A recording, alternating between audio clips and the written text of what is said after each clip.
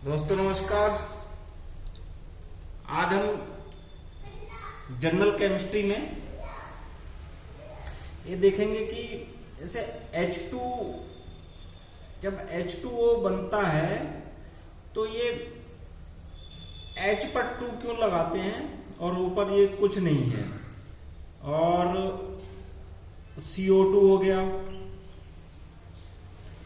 CO2 में ये O पर 2 कहां से आ गया, और ये CH4, ये CH4। तो ये अब कार्बन पे कुछ नहीं है, हाइड्रोजन पर 4 आ गया है। तो इसके लिए हम ये देखने जाएंगे जैसे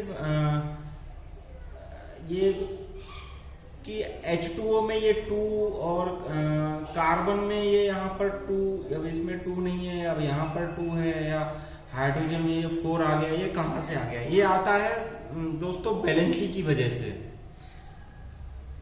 केमिस्ट्री में सबसे पहले केमिस्ट्री को पढ़ने के लिए, सीखने के लिए हमको वैलेंसी मालूम होनी चाहिए। तो वैलेंसी के बारे में हम बाद में डिस्कस करेंगे। पहले इसमें मैं आज इसमें ये आइडिया देना चाह रहा हूँ कि ये जो काउंटिंग आ रही है, गिनती आ रही है, ये क्यों आती है।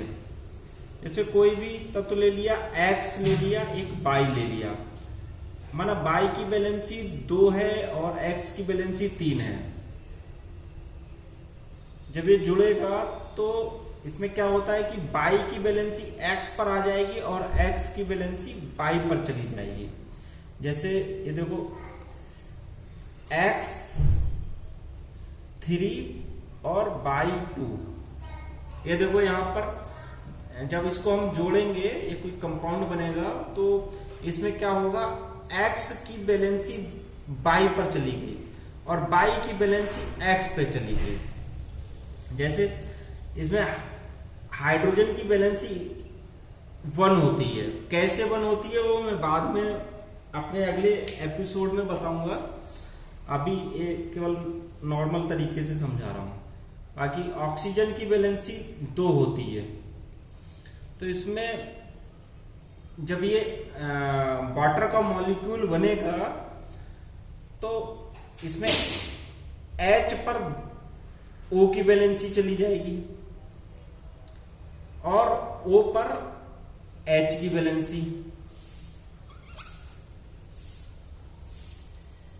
1। तो 1 को हम लिखते नहीं हैं, तो इसको हम वाटर को H2O करके लिख लिया। जब कुछ उस पर कुछ भी न्यूमेरिकल वैल्यू नहीं है तो उसको 1 मान लेते हैं।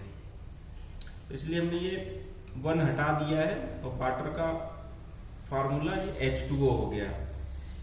इसी तरह से हम जब CO2 का लेंगे तब C की वैलेंसी होती है 4 और O की वैलेंसी होती है 2।